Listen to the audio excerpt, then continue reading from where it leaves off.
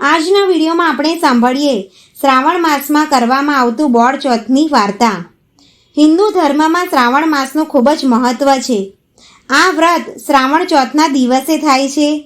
વ્રત કરનારે સવારે નાહીને ગાય વાછરડાનું પૂજન કરવાનું હોય છે અને એકટાણું કરી શકાય, પરંતુ તેમાં છડેલ કોઈ વસ્તુ ખવાય નહીં। તો આવો આપણે સાંભળીએ બોળ ચોથની વાર્તા। એક ગામમાં સાસુ અને વહુ રહેતા હતા। એક વેળા શ્રાવણ માસમાં અંધારી ચોથના દિવસે સાસુએ વહુને કહ્યું કે વહુ, હું નદીએથી નાહીને આવું ત્યાં સુધી તમે ગવલો ખાંડીને રાખજો। વહુ જરા અક્કલની અધૂરી હતી, તે ઊંધું જ સમજી।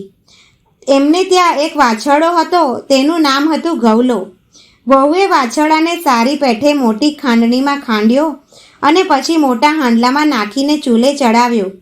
સાસુએ કહ્યું હતું શું અને વહુએ કર્યું શું? ઘઉંના ખીચડાને બદલે વહુએ વાછરડાને મારી તેને રાંધી નાખ્યો। થોડી વારે સાસુ આવ્યા અને બોલ્યા કે વહુ, ગવલો ખંડાઈ ગયો ને? વહુ બોલી, મેં તો માંડ ખાંડ્યો, તે પછી તેના કટકા કરી હાંડલામાં ચડાવવા મૂક્યો છે।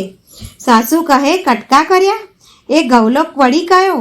વહુ બોલી, કયો? તે આપણો વાછરડો ગવલો। સાસુ બોલી કે હાય હાય વહુ, તે ગજબ કરી નાખ્યું। કુમળા વાછરડાને મારતા તારો જીવ કેમ ચાલ્યો? સાસુની આંખમાં આંસુ આવી ગયા।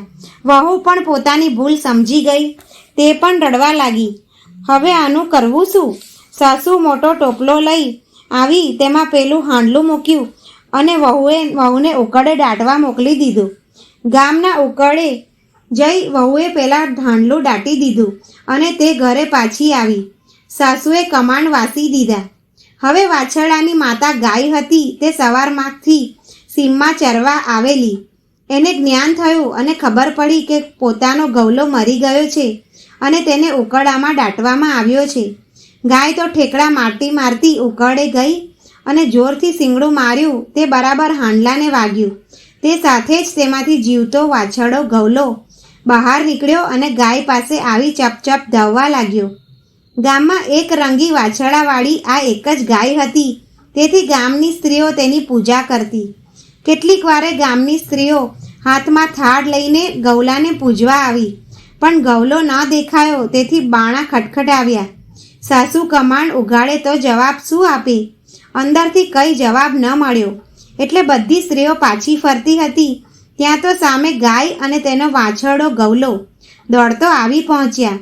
પરંતુ વાછરડાના ગળામાં ફૂલના હારને બદલે હાંડલાનો કાટલો જોઈ બધી સ્ત્રીઓ નવાઈ પામી।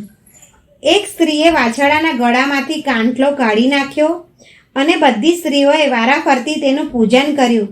પછી ગાય માતાની ગરબી ગાવા માંડી, એટલે ઘરમાં રહેલા સાસુઓ વિચારવા લાગ્યા કે વાછરડો તો મરી ગયો છે, આ ગરબી સાની ગવાય છે? સાસુ વહુએ બાણાની તિરાડમાંથી જોયું તો ગાય ઊભી હતી અને વાછરડો ધાવી રહ્યો હતો।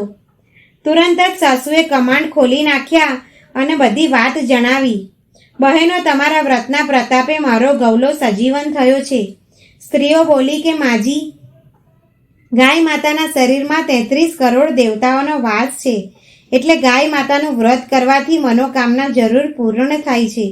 ત્યારથી સાસુ વહુને ગાય માતા પર એટલી બધી શ્રદ્ધા બેઠી કે તેમને દર વર્ષે બોળ ચોથનું વ્રત કરવાનો સંકલ્પ કર્યો અને તેને તે દિવસે દળવું ખાંડવું નહીં એવો નિયમ લીધો।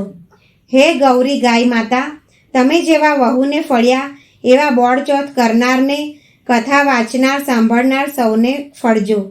જો મિત્રો તમને આ વ્રત કથા પસંદ આવી હોય તો આ વિડીયોને લાઈક કરજો, શેર કરજો અને ચેનલને પહેલીવાર જોઈ રહ્યા હોય તો સબસ્ક્રાઈબ જરૂર કરજો।